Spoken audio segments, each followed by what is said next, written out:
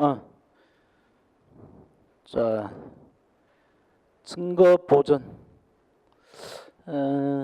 내용상으로 한 4분의 1을 했구나. 자, 수사상 증거 보전. 이쪽에 양이 별로 안 됐지만 시험에 자주 나왔던 부분이에요.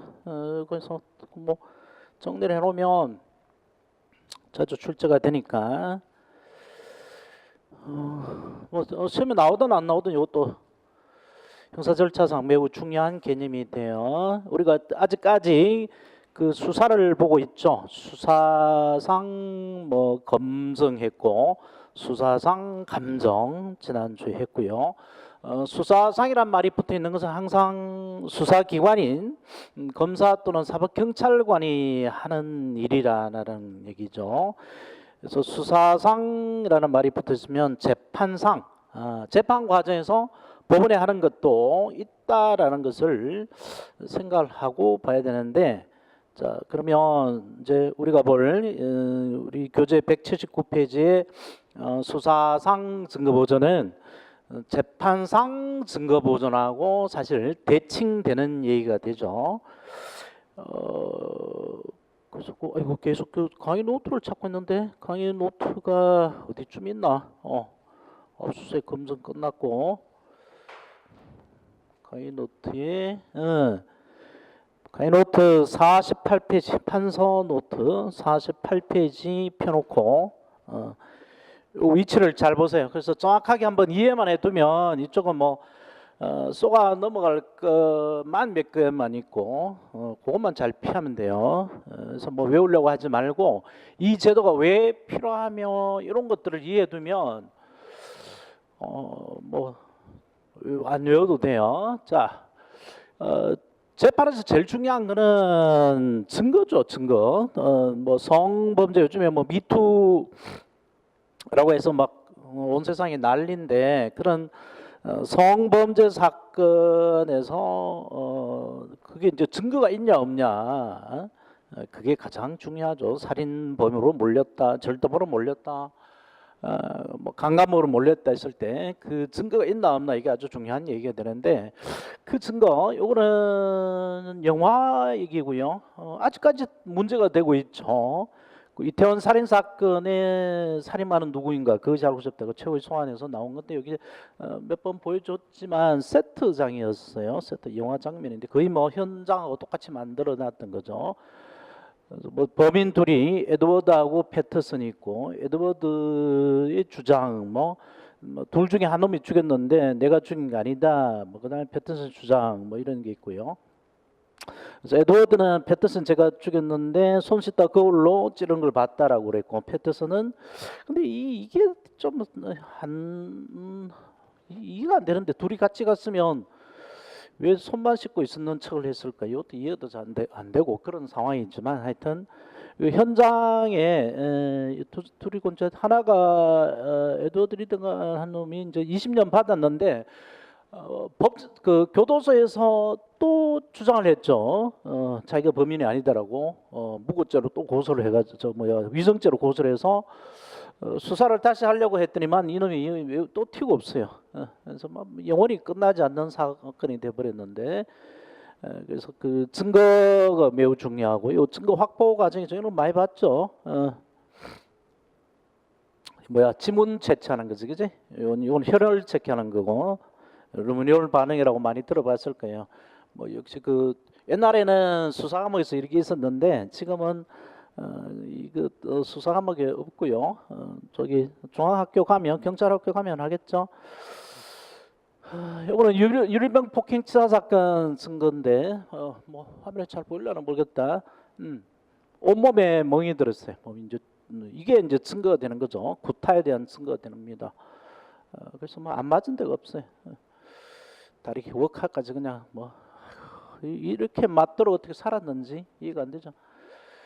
그 다음에 이거는 그 부평갑의 선거인데 26표 차로 떨어진 사람이 있어요. 문병호 의원이라는 분이. 그래서 그거를 재검표를 신청하도록 법원에다가 그 투표 용지를 보완을 시켜 놓습니다. 이게 바로 증거 보존이죠. 증거 보존. 증거를 보존하다. 보존이란 말 한자 표현인데 애국가에도 나오죠. 길이길이 보존하세. 오랫동안 그걸 살려놓는단 말이에요. 요거는 블랙박스에 잡힌 자해공갈단인데 와가지고 차 들이받고 이놈이 자해공갈하는 건데 요거 블랙박스 없으면 교통사고로 그냥 오인되기 딱 좋죠. 그 다음에 최순실이 뭐 공소장에 증거인멸 혐의가 있는데 컴퓨터에서 폐기하도록 했다라는 건데 그 폐기 못하게 법원에서 갖고 있는 게 이게 증거 보존이라는 거죠.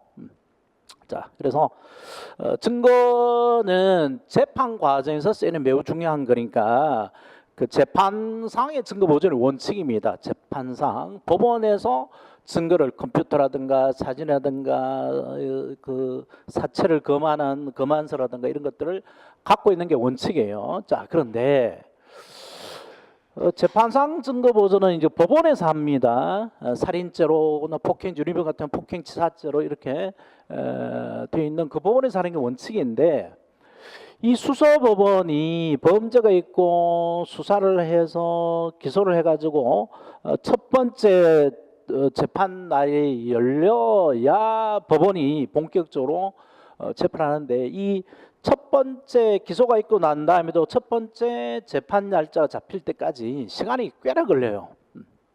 그리고 범죄가 있고 난 다음에 수사를 하고 또 기소를 기다려가지고 1회 공판기를 열릴 때까지 쭉 한참 기다려야 되니까 최소 뭐 한두 달, 뭐 그다음에 기소하고 난 뒤에 관행이 3주 있다가 한 달 있다가 1회 공판기일이 잡히니까 두세 달은 그냥 가는 거죠. 그러면 중요한 증거가 두세 달 지나버리면 없어질 수가 있어요.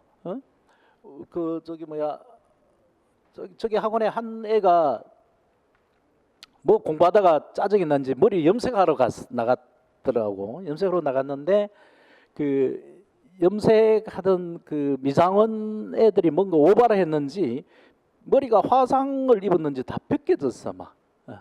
그래서 이거 고소를 해야 되느냐 어찌 되느냐 나한테 묻길래 야, 그보다 급한 게 빨리 여기서 저기 진찰 받아서 이거 진단서를 끊어라. 전치 몇 주 입었는지 현재 상태. 왜냐하면 그 조금만 지나보면 일주일만 지나보면 상처가 버리면 이게 상의가 없어져 버리니까. 그래서 증거를 확보하는 게 중요하다고. 그래서 이제 그 사진을 찍든지 진단서를 의사 진단서를 진단을 받아 진단서를 끊든지 해라고 그랬는데 뭐 그걸 끌어놨다 하더라도 법원에 내야 된단 말이에요. 법원에. 그래서 그 법원에서 증거 확보하려면 1회 공판기일이 있어야 되니까 그 과정에 상처가 아물다든지 증거가 없어질 가능성이 많잖아요. 그래서 그럴 때에 법원과 같은 지식과 레벨을 갖고 있고 그런 권한을 갖고 있는 그 지방법원 판사한테 증거를 미리 확보해 달라고 요청할 수 있어요. 그리고 참 그 재판은 한 번에 끝나지 않습니다. 한 번에 하루 모여서 안 끝나고 뭐 두세 번 이상 뭐 열몇 번, 스무 몇 번도 할 수 있죠. 재판은. 그래서 이게 이제 공판길인데요. 제1회 공판길 2회, 3회, 4회 쭉 있단 말이야. 쭉 있는데 이렇게 3주나 4주 있다가 한 번씩 열려요. 법에서는 그게 너무 시간이 많이 걸리니까 2주에 한 번씩 열어라라고 되어 있지만 잘 안 지켜지죠. 그래서 한 달에 한 번 꼴로 뭐 재판이 열린다고 생각하면 돼요. 그러면 입건해서 기소할 때 1개월, 기소한 다음에 제1회 공판기일 열린 다음에 뭐 한 달, 그래서 재판을 한 대여섯 번 한다면 한 6개월은 후딱 가버리죠. 6개월. 그리고 현실적으로 봐도 그렇죠. 조현아 사건 이렇게 봐도 1년쯤 걸립니다. 1심 재판이 나온다 하더라도 뭐 2심, 3심까지 가면 뭐 2, 3년은 걸리는 거죠. 자, 그래서 그 중요한 증거를 미리 이 수소법원 판사하고 같은 권한을 갖고 있는 지방법 판사, 그 사람을 수임 판사로 부른다 그랬죠. 수임 판사, 각종 영장을 발부해주고 있는 이런 당직 판사 있잖아요. 그 당직 판사한테 미리 증거를 확보해달라고 요청할 수 있는데 이게 바로 수사상 증거 보전인 겁니다. 수사상 증거 보전. 그래서 수사상 증거 보전은 수사 과정에서의 재판에 쓸 증거를 미리 확보해 두는 것을 말하는데 여기서 많이 출제가 됐던 게 뭐냐면 수사상 증거 보전은 기소 전에만 인정이 된다라고 자꾸 속여요. 수사상이라는 말이 붙어 있으니까. 그런데 재판상 증거 보전을 하려면 제1의 공판길이 열려야 한단 말이에요. 수사법원이 기소된 법원이. 그래서 요 제1의 공판길이 열리기 전까지는 수사상 증거 보전이 계속돼요. 여기까지. 그래서 요 제1의 공판길이라는 요 기준을 잘 기억하셔야 되는데 제1의 공판길이 기준이 된 이유가 법원이 기소된 살인죄, 뭐 폭행죄, 강간죄로 기소된 법원이 본격적으로 활동하기 할 수 있는 시간이 바로 제1의 공판길이다라는 것을 알면 됩니다. 그래서 기소 전에만 수사상 증거 보전이 이루어진다. 기소 후에는 재판상 증거 보전이 이루어진다. 그렇게 지문이 나오면 틀려요. 그래서 제1의 공판기일이라는 위치를 잘 기억해 두시고요. 그 이유가 수사법원이 본격적으로 활동할 수 있는 시기다. 그 전에는 이제 준비 절차만 하는 거죠. 공판 준비 절차만 하다가 제1의 공판기일이 열리면 이제 본격적으로 증거도 보고 사건도 파악하게 되는 거죠. 피고인도 보고 공소장도 보고. 자, 그래서 이런 그렇기 때문에 이제 시험에 자주 나왔던 것이 있는데 증거 보전은 그 뭐 수사기관이 할 수도 있는데 수사기관은 독자적으로 그냥 지방법 판사한테 가서 압수수색 영장 받아서 압수수색을 할 수 있죠. 필요한 증거는. 그래서 수사상 증거 보전은 수사기관에서 활용하기보다는 거꾸로 범죄로 몰린 피의자 피고인이 자기한테 유리한 증거를 확보하는 제도로 많이 활용이 됩니다. 그래서 강간죄 같으면 강간죄 유리한 증거, 강간이 아니고 합의한 성관계다라는 것을 입증할 수 있던 증거, 이런 것들을 미리 확보하도록 하는 건데, 그래서 여기 이제 형사소송법이 그 피의자에게만 인정을 해요. 피의자로 되려면 입건이 돼야 되죠, 그죠? 입건이 된 다음에야 인정합니다. 그래서 뇌사를 받는 단계에서는 자기에게 유리한 증거를 미리 확보하는 수사상 증거 보조를 인정하지 않아요. 피의자로 된 다음에 하고 그 다음에 피고인이 된 다음에도 가능합니다. 물론 이제 제1의 공판기일 전까지만이겠죠. 제1의 공판기일 이후에 피고인은 수사상 증거 보전은 신청하지 못하고 재판상 증거 보전을 신청해야 됩니다. 자, 그래서 이제 수사상 증거 보전은 두 개가 있어요. 요거 조심해야 되는데 책도 제1절 증거 보전이 있고요. 그다음에 제2절 그 몇 페이지 넘기면 제1절 수사상 정신문 또는 기일전 정신문 나오는데 이게 같은 제도가 아니고 두 개의 별개의 제도입니다. 별개의 제도. 보통 증거 보전 그러면 184조가 말하는 제1절에서 말하는 증거 보전을 말하는데 요거하고 요거 수사상 정신문하고 연결된 제도가 아니고 서로 별개 제도예요. 별개 두 개를 합해서 184조의 증거 보전하고 221조 2의 수사상 정신문 둘을 합해서 수사상 증거 보전이라고 말하죠. 근데 시험은 184조의 증거 보전만 나오고 221조 2의 수사상 정신문은 뭐 그렇게 많이 나오진 않아요. 문제가 잘 안 됩니다. 근데 개념은 알아두셔야 되겠고요.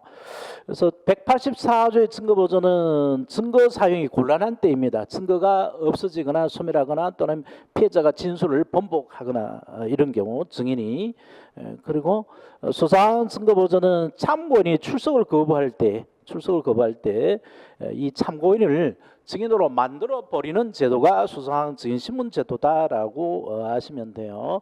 그래서 둘이 비슷하니까 이제 비교하는 문제도 있긴 있었는데 옛날에 최근에는 뭐 그런 문제까지 잘 안 나오고 184조의 증거 보전에 관련된 문제들만 나오고 있어요.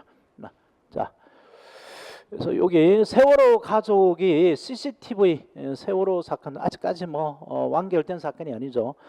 그래서 CCTV 저장 장치를 증거 보전을 신청했는데 판사가 현장에 나갔어요. 판사가 현장에 나가서 증거 보존을 인용합니다. 전문가 데리고 가서. 그래서 그 세월호 영상 자치를 복원을 해가지고 판사 컴퓨터에 담아가는 거죠. 이게 증거 보존입니다. 이건 이제 형사상 증거 보존 아니고요, 민사상 증거 보존이었습니다. 민사 과정의 증거 보존. 왜냐하면 뒤에 보겠는데 세월호 피해자들은 오늘 형사상 증거 보존, 우리가 보고 있는 형사소송법상의 증거 보존은 피의자한테 유리한 증거를 하도록 하기 위한 제도라 그랬죠, 주로. 세월호의 경우는 피해자니까요. 피해자가 형사상 증거 보존은 청구를 못 합니다.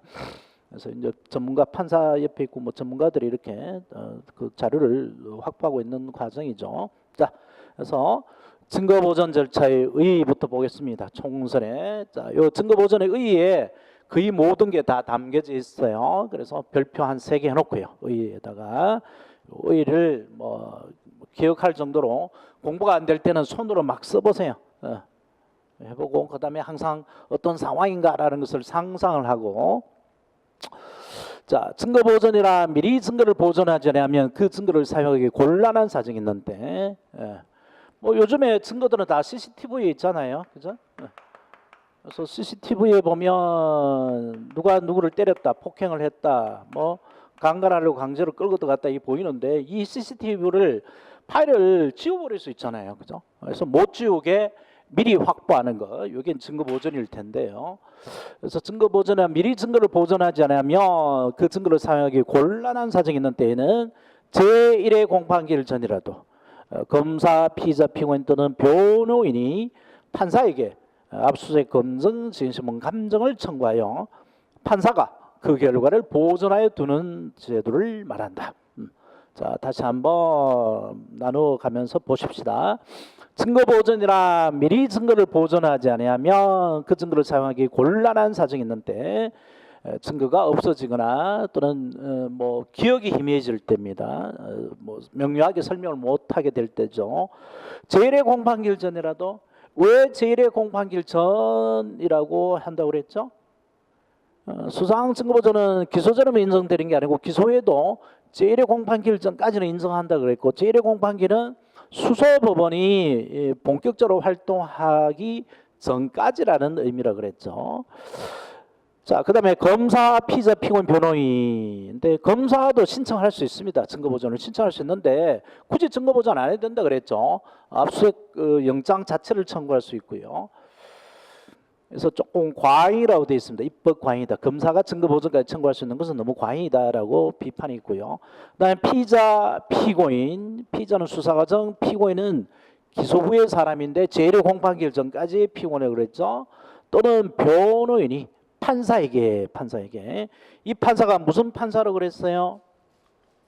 수임 판사, 지방법원 판사, 당직 판사라는 사람이죠. 각종 영장 발부합니다. 각 그 서울중앙지법 같으면 3사람의 판사가 영장 전담 판사로 돼 있었죠. 이 3사람의 판사가 최근에 다 갈렸죠. 새로 들어왔어요. 이 판사에게. 자, 그다음에 이것도 잘 기억해야 돼요. 문제화가 많이 돼요. 압수수색 검증, 그다음에 여기 물적 강제 수사죠. 증거물 확보, 압수수색 검증. 증인신문 또는 감정, 인적 강제 수사입니다. 증인신문 감정을 청구하여 판사가 그 결과를 보존해 주는 제도다. 그래서 압수수색 검증을 증거 보존 청구권자인 피의자, 피고인이 하는 게 아닙니다. 증거 보존은 판사가 합니다. 판사가 압수수색 하는데 판사가 직접 하지는 않겠죠. 판사는 법정에 이렇게 머물러서 법정에서 펜대만 굴리는 사람이잖아요, 사실은. 그러면 누가 압수수색할까요? 압수수색할 때는 영장을 끊어줍니다. 검사한테 끊어주고, 검사가 또 자기가 하지 않겠죠. 누구 시킬까요? 사법경찰 관리를 시킵니다. 그럼 결국 사법경찰 리가 현장에 나가서 압수수색 해오겠죠. 증인신문 감정은 뭐 자기가 직접 하겠죠. 판사가 증인신문 감정은 직접 할 겁니다. 그래서 증거 보존을 하는 사람은 증거 보존 청구권자가 아니에요. 판사입니다. 수임 판사가 직접 하는 거예요. 직접. 그래서 그 결과를 그 판사 소속 법원에 보관해 둡니다. 압수수색에 오거나 증인신문에 온 증인신문 조서라든가 이런 것들을 보관해 둬요. 이건 이제 몇 년 된 얘기니까 다시 뭐 TV에 드라마에 또 나오던데 박시우죠, 박시우. 이 친구가 그뭐 A양 얘 박시우 후배랑 뭐 아는 여자라 그랬죠. 그래서 그 뭐 합의하에 성관계를 가졌다라고 했는데 이 여자는 만취 성폭행을 당했다 해서 깔리는 주장을 편단 말이에요. 그래서 과연 강제로 데려가는 정황이 있나 없나 강간이냐 아니냐 이게 문제였는데 첨예하게 다퉜던 게 요거였어요. 그 박씨 후배 K라는 사람하고 이 여자하고 아는 사람이라서 카톡을 주고받았는데 이 후배가 이 카톡을 보내면 그 카톡을 공개를 하죠. 왜냐하니까 보통 강간을 당하면 그 쇼크 때문에 뭔가 말이 나올 텐데 그 말이 없었다는 거죠. 일상적인 대화만 주고받을 뿐이지 강간 당한 심리적 표현이 없었다는 거예요. 그게 이게 뭐 그대로인지 아니면 뭐 재생한 건지. 근데 뭐 보면 뭐 보이나요 글자가? 내가 놀란 건 내가 왜 박시우 그 오빠랑 침대에 있었냐는 거. 근데 뭐 오빠랑 있어야 되는 거임 이렇게 해서 별로 심리적 충격을 받은 듯한 그 대화 내용이 아니죠. 그래서 뭐 그다음에 다시 이따 클럽이나 다시 나가자 해서 일상으로 금방 되돌아온 그냥 술 먹었다가 술이 좀 취해서 이상했네 뭐 이런 정도로만 하고 지나갔기 때문에 이거는 강간에 관한 정황이 아니다라고 했어요. 근데 박시우 측에서는 강간 부분을 몰려서 자기 일생이 끝날 상황이 되니까 이 카톡이 매우 중요한 카톡이 되죠, 이 내용이. 근데 이거를 지워버릴 수가 있잖아요. 저쪽 상대방에서 그죠? 지워버릴 수 있으니까 요거를 그 카카오톡에 가서 그 주고받았던 카톡을 보존을 할 수 있는 게 있다. 이건데 강의 노트에 아마 근데 제가 넣어놨을 거예요. 어디다 넣어놨나?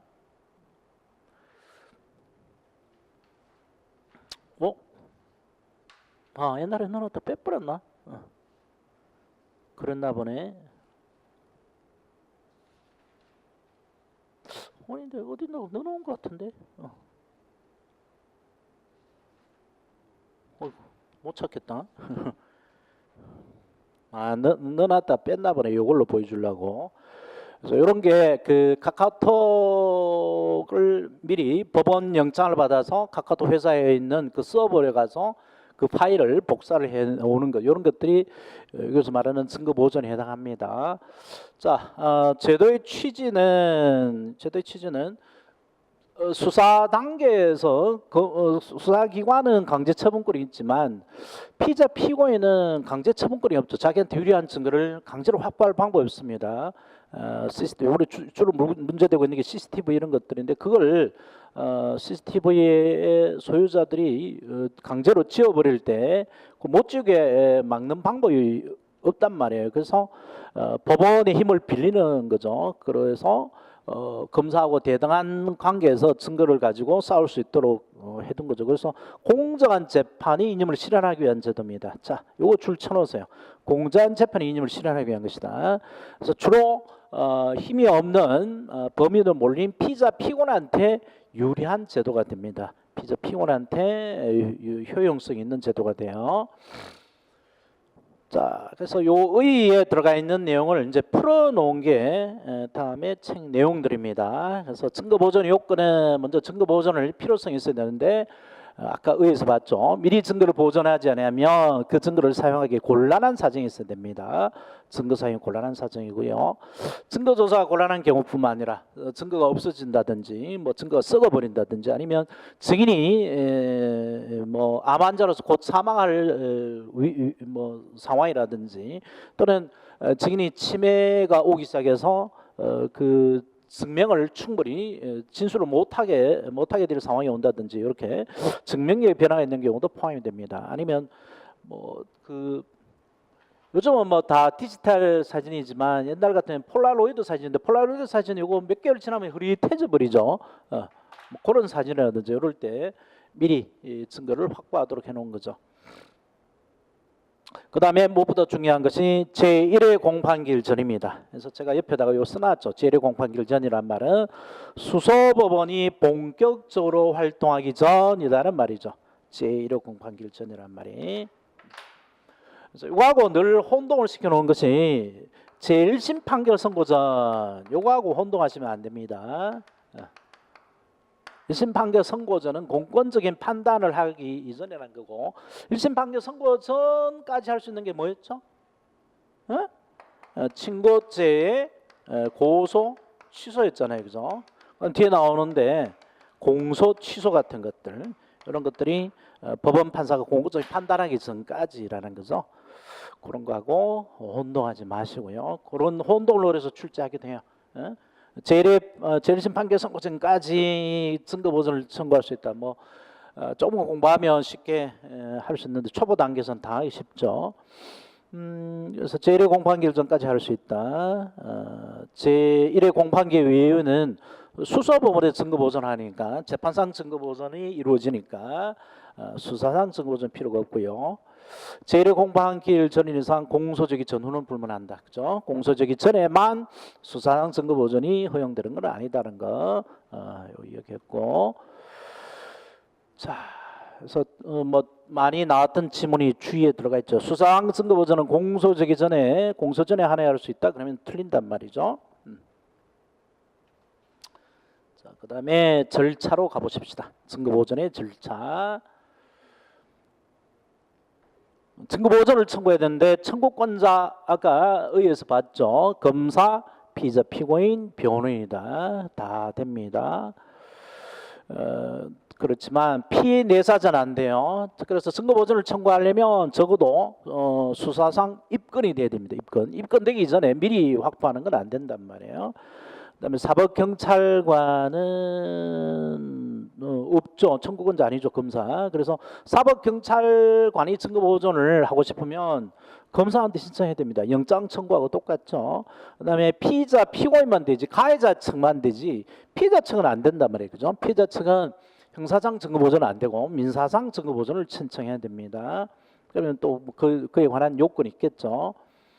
그다음에 청구의 방식, 증거보존 청구는 수소 법원에 가서 청구한 게 아닙니다. 살인죄, 뭐 폭행죄, 절도죄로 지금 재판에 들어간 그 법원의 입장에서 봐서는 소송을 제기받은 법원이 아니죠. 압수할 물건, 수색 검사할 장소, 그다음에 증인의 주거지, 감정 대상 소재지 등을 관할하는 지방법원 판사이게 됩니다. 지방법원 판사 별표 놓으시고요. 이 지방법원 판사가 바로 수임 판사다. 수임 판사 매우 중요한 개념입니다. 수임 판사다. 각종 영장 발부 임무를 받은 판사란 말이에요. 그 다음에 최근에 시험에 아주 많이 나왔던 지문입니다. 증거 보존을 청구하면 서면으로 그 사유를 소명해야 한다. 다 줄 쳐놓고 별표 넣었어요. 서면 별표. 서면 말이 나오면 항상 말로 할 수 있을까? 구두 구술로 가능할까 생각하셔야 돼요. 안 된다는 거죠. 말로는 안 됩니다. 요즘에는 말이라고 이제 우리말로 쓰는데 말로 할 수는 없어요. 재판 청구는 이게 확실성이 있어야 되기 때문에 이것도 일종의 재판의 청구잖아요. 그래서 말로 못합니다. 그다음 그 사유를 소명해야 됩니다. 소명하고 증명은 달라요. 저 뒤에 나옵니다. 저 뒤에 나오니까 요 써놓으세요. 피보신 부상준만 써놓으세요. 피보신 부상준 뒤에 나올 때 또 할 테니까. 소명하고 증명은 달라요. 증명보다 낮은 정도로 충분합니다. 자, 그 다음에 또 요즘에 시험에 많이 나왔던 게 소명할 수 있다고 쏘깁니다. 하여야 한답니다. 하나하나 집중력을 가지도록 별표해서 서면으로 소명해야 한다. 소명해야 한다. 자, 그 다음에 가장 또 출제가 많이 된 부분이죠. 청구의 내용. 별표 한 4-5개 놓으세요. 의에서 봤죠. 증거 보존을 청구할 수 있는 것은 압수수색 검증입니다. 압수수색 검증 또 증인신문 감정이죠. 따라서 요거 외에 피의자 피고인 신문은 증거 보존을 청구를 못해요. 아주 많이 나왔어요. 그런데 증거 보존의 취지에 비춰 공범 관계에 있는 공동 피고인 또는 공동 피의자를 증거 보존의 방법으로 증인 신문을 할 수는 있습니다. 증인 신문을 할 수 있어요. 그러면 이게 어떤 의미냐? 자, 요 밑에 판례도 별표한 서너 개 해놓고요. 좀 이따 다시 보겠는데, 자, 재판이 벌어지고 있어요. 재판이 벌어지고 있는데, 여기 정준호하고 여기 이 사람 누구지?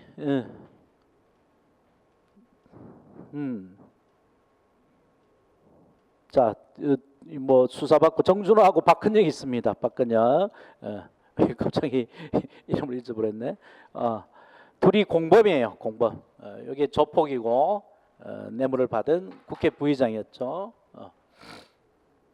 강철중이구나.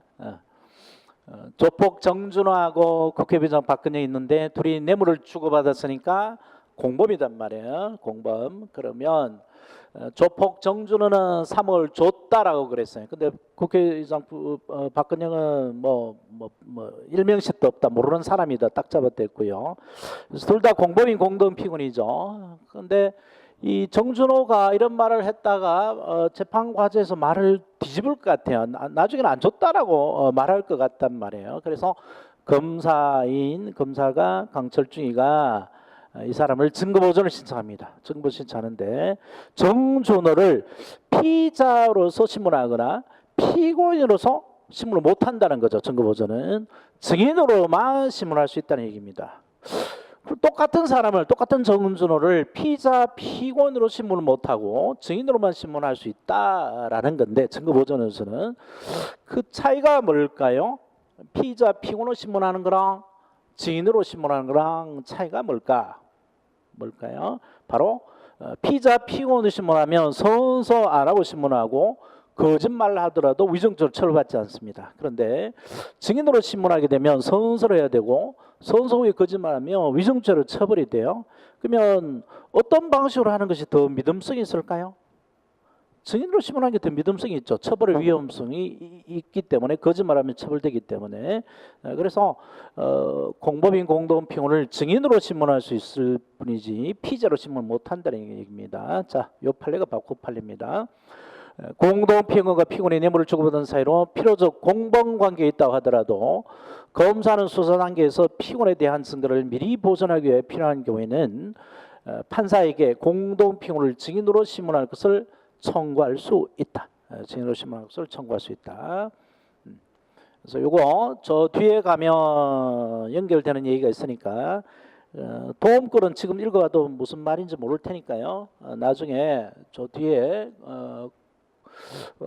증인 적격 가서 되도록 할게요. 자, 그래서 요거 청구 내용은 압수수색 검증, 증인신문 감증이고 피의자, 피고인 신문을 청구할 수 없지만 증인으로 신문을 청구할 수 있다는 것들 잘 정리해 놓으시고, 자, 그다음에 뭐 주위에 쭉 나온 거 있죠. 한번 잘 체크해 보세요. 사법경찰관 피해자도 증거보존 청구권자이다. 그러면 틀리죠? 또 증거보존 청구를 수서법원에 해야 된다. 틀리죠? 누구한테 해야 돼요? 수임판사, 지방판사한테 해야 되고. 그다음에 요 3번은 지금 하면 어려우니까 건너가죠. 나중에 보시고요. 자, 그다음에 증거보존 청구의 심사 지방판사가 결정합니다. 수임판사가 청구를 하면 이 증거는 증거보존에 필요성이 있다 없다는 것을 판단해요. 판단해 가지고 이게 적법하다 그러면 그냥 증거보존으로 들어가면 됩니다. 지방판사는 청구가 적법하다고 필요성이 있다고 할 때는 증거보존을 하면 됩니다. 즉 영장 발부해서 압수수색하라고 그러고 증인 불러다 증인신문 하면 됩니다. 그래서 이 경우 재판을 요하지 않습니다. 그리고 중요한 것이 이 증거보존은 판사가 하는 겁니다. 판사가 하는 것이지 증거보존 청구권자가 하는 게 아니에요. 그래서 그 주위에 증거보존 청구권자는 판사를 허가도 증거보존에 필요한 처분을 할 수 있다라고 속이는 지문이 나오는데 아니죠. 증거보존에 필요한 처분은 판사가 합니다. 판사가. 그래서 이거 봐봐요. 미봉인 투표함 증거보존 판사가 직접 압수해서 판사 소속 법원에 들고 간단 말이에요. 투표 용지, 증거 보전 절차를 밟아서 싸갖고 갑니다. 판사한테. 자, 그다음에 증거 보전이 필요가 없다. 이거 뭐 여기까지 증거 보전할 필요가 있느냐 판단이 들면 증거 보전 청구를 기각하죠. 내버립니다. 그래서 부적법하거나 필요 없다고 인정할 때는 청구를 기각하는 결정해야 되는데 여기 중요합니다. 그다음에 증거 보전 청구를 기각하는 결정에 대한은 3일 이내에 한 것이 있다. 별표 한 4-5개 놓으세요. 4-5개. 수임 판사 재판 중에서 유일하게 상소를 하는 경우이다라고 되어 있죠. 수임 판사의 재판이 바로 각종 영장 발부하거나 그다음에 금방 이제 지금 우리가 볼 증거 보전하거나 좀 이따 볼 기일전 증인신문을 하거나 이런 건데 여기 영장 기일전 증인신문은 다 청구권자가 검사예요. 검사이기 때문에 요거를 기각하더라도 항소가 안 되면 상소가 안 돼요. 즉 뭐 고등법원 대법원 올라서 다툴 수가 없단 말이에요. 근데 증거 보전만큼만은 검사도 청구권자이지만 주로 억울하게 범인을 몰린 피의자 피고인이 활용하면은 좋은 제도로 그랬죠. 요까지 똑같이 취급하려니 하면 이 피의자 피고인의 재판을 받을 권리가 침해되니까 여기에 대해서는 예외적으로 상소를 허용하는 규정을 두게 됐던 거죠. 그래서 요것 유일하게 수임 판사 재판 중에서 유일하게 증거 보존을 허용하는 내용이 됩니다. 그래서 문제화가 많이 되는 거고요. 자꾸 이제 그 3일 내에 항고해야 된다라고 해서 이게 즉시 항고다라고 하는 설명하는 학자들도 있고 그렇게 오해들을 많이 하는데 즉시 항고 아니에요. 그러니까 즉시 항고는 그 재판 집행 그 재판의 집행을 정지하는 효력이 있는데 증거 보전 청구를 기각하는 것에 대해서 즉시 항고하면 그 집행 정지 효력을 뭐 인정을 해야 되는 문제가 생기죠. 그래서 즉시 항고는 아니고 그냥 항고라고 보시면 되고 특수한 항고라고 보시면 돼요. 항고에 시간 기간 제한이 있는 특수한 항고라고 보시면 되고 즉시 항고는 아니라고 봐야 되겠고요. 자, 그 다음에 증거 보존의 방법, 판사의 권한 줄 쭉 치세요. 증거 보존 청구를 받은 법원 판사는 즉 수임 판사죠. 수임 판사는 법원 그러면 수소 법원을 가리킵니다. 즉 합의부 재판부, 단독판사 재판부를 가리킨다 그랬죠. 법원 또는 그 재판장과 동일한 권한이 있다. 법원 또는 재판과 동일한 권한이 있다. 따라서 수소법원이 행하는 압수수색, 검증, 증인신문, 감정에 관한 규정이 증거 보존에도 그대로 준용이 됩니다. 그대로 허용이 돼요.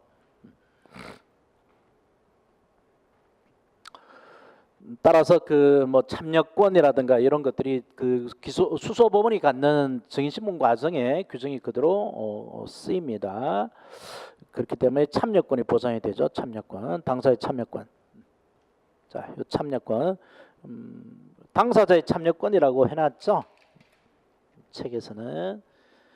그래서 그 반대 신문의 보장이란 말에 별표해 놓으세요. 반대 신문의 보장. 참여권이 보장되어야 됩니다. 증인 신문에 있어서 검사, 피의자, 피고인의 참여권이 보장되어야 된다. 그러면 아까 우리가 그림에서 본 조폭두목 정준호하고 얘를 이제 증인신문을 신청을 했죠. 이게 공범인 국회 부의장 박근형 씨가 있었는데 이 정준호가 3억 줬다라고 진술을 한단 말이에요. 정준호한테 3억을 갖다 바쳤습니다. 라고 말할 때에 이 박근형 그 국회 부의장이 공범으로 몰렸죠. 들어와서 따질 수 있어야 되죠. 그래서 이 반대 신문을 할 수 있는 야 네가 진짜 나한테 준 거 맞냐라고 따질 수 있는 반대 신문의 기회를 주기 위해서 법원 판사가 이 피고인한테 통지해 줍니다. 몇 날 며칠 언제 어디서 당신한테 뇌물 줬다고 하는 공범 정준호의 증인신문 절차가 진행이 될 테니까 나와서 뭐 신문을 하려면 해라, 참여를 해라라고 통지를 해줘요. 자, 여기 나와 있죠. 판사는 신문의 일시와 장소를 검사, 피의자 등에게 미리 통지해야 되고요. 이는 피의자, 피고인의 반대 심권을 보장하기 위한 것입니다. 그래서 와서 그냥 구경만 하고 가고 있지는 않죠. 이 새끼가 무슨 말 하나 보고 가지는 않습니다. 따진다고요. 어? 네가 나한테 돈 줬단 말이야. 예, 줬잖아요. 언제 줬단 말이냐. 뭐 사무실에서 만나줬잖아요. 사무실 들어가니까 그 뒤에 뭐 배경에 액자에 무슨 글씨가 뭐 척당불기라는 글씨가 적혀 있대요. 무슨 소리야? 나는 그 액자는 네가 말한 그 사무실에 안 걸어뒀는데라고 잡아뗄 수도 있죠. 척당불기 편판 없다. 이런 과정에서 이제 누구 말이 맞나 하는 건데, 그래서 반대 심권 보장을 위해서 이걸 하고요. 만약에 이 반대 심권 보장을 위해서 통지를 안 해주면 그건 이제 증거를 못 씁니다. 그게 바로 뒤에 나와요. 뒤에. 자, 증거 보존 후의 절차, 증거물의 보안과 일람 등사건이 나오는데 압수수색했어요. 그래서 CCTV를 확보를 했다고, 또는 증거물들 요즘은 주로 핸드폰 같은 데 있다 그렇죠. 뭐 PC 하드디스크에 있고 핸드폰이 있습니다. 카카오톡 이런 것들. 이번에 문제됐던 게 텔레그램이었죠. 거기에 뭐 개념치 말아라 뭐 아이고 무슨 조선시대 아니고 그런 말 한마디로 그게 덮여 넘어갈 거라고 생각했는지 참 하루아침에 그 인간이 어떻게 그렇게 되지? 희한하게 됐어. 보니까 완전 뭐 조선시대 사극인 줄 알았어. 나는 사극 대본인 줄 알았어. 하여튼 그런 걸 텔레그램 뭐 저기 메일 주고받은 거 이런 것들을 이제 압수를 해가지고 그 파일들을 보관을 합니다. 그래서 증거 보존에 압수한 물건, 작성한 조서는 증거 보존한 판사가 소속한 법원에 보관합니다. 법원에, 청사에 보관하죠. 법원 줄쳐놓고 별표 해놓으세요. 동그라미 해놓고 법원에 보관합니다. 판사가 보관하는 게 아니야. 판사가 소속한 법원에다 보관합니다. 그런데 그걸 보고 싶단 말이에요. 검사, 피고인, 피의자 또는 변호인은 텔레그램에 내가 무슨 말을 해놨는데, 카카오톡에 내가 무슨 얘기를 하는데 보고 싶단 말이에요. 보고 싶은데 피의자, 피고인, 변호인은 판사의 허가를 얻어 그 서류와 증거물을 열람 등사할 수 있습니다. 자, 법원의 허가가 아니죠. 판사의 허가입니다. 보관은 법원에서 하지만 허가는 판사한테 허가를 받아야 돼요. 이런 것까지 아주 세세하게 출제를 합니다. 디테일하게 출제를 하니까 조심해서 보세요. 그 다음에 증거보존 절차 작성된 수사서류에 대한 열람 등사건은 공소제기 정도 가능합니다. 요거 아주 특이해요. 요게 그 기소 전에도 열람 등사가 인정되는 또 예외적인 상황에 해당합니다. 피의자에게도 인정되는 아주 예외적인 수사서류 열람 등사건이라는, 피의자도 인정하니까 수사서류 열람 등사는 기소된 다음에 해줘요. 열람 등사를 해주는데 이거는 예외적으로 피의자에게도 허용하는 겁니다. 예외적으로 피의자에게도 허용해요.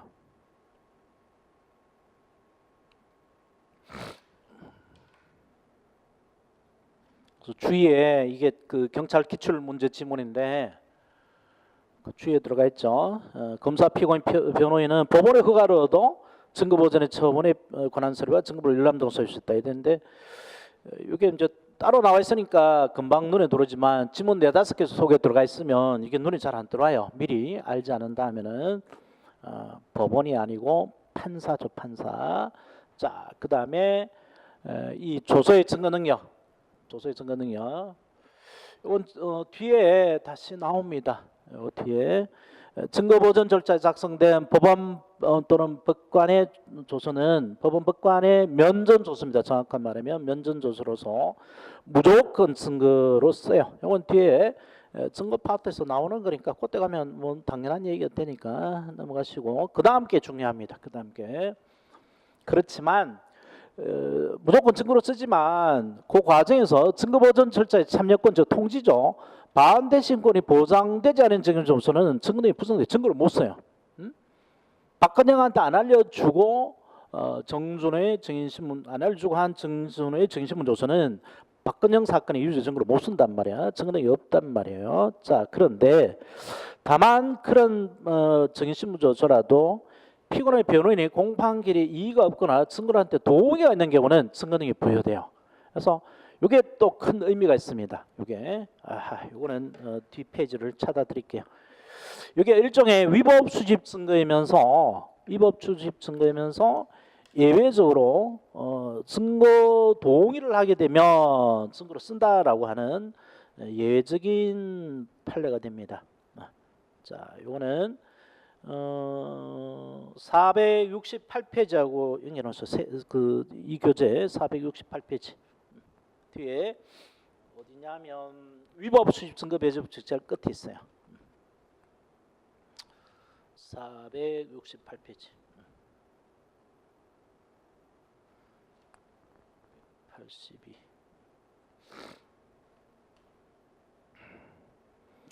그래서 이게 왜 그 위법 수집 증거로 보면서도 이게 그 증거 동의 대상이 되느냐 하는 건데, 자, 요 동의 나오면 동의 옆에다 요거 빨리 반드시 써놓으세요. 반대 신문권의 포기. 반대 신문권의 포기. 피고인이 검사가 낸 증거에 대해서 증거로 써도 좋다라고 증거 동의하는 것은 나는 그 증거에 대해서 따지지 않겠다. 반대 신문권을 행사하지 않겠다라는 의사표시로 봐요. 우리 이 형사소송법이. 그래서 반대 신문권을 포기했으니까 참여권을 보장하는 이유가 반대 신문권을 보장하기 위한 거라 그랬잖아요. 그죠? 그래서 증거 동의를 해버리면 그 반대 신문권을 포기한 것으로 보기 때문에 예외적으로 이 경우에는 위법 수집 증거이면서도 증거를 동의를 하게 되면 증거를 쓰도록 돼 있어요.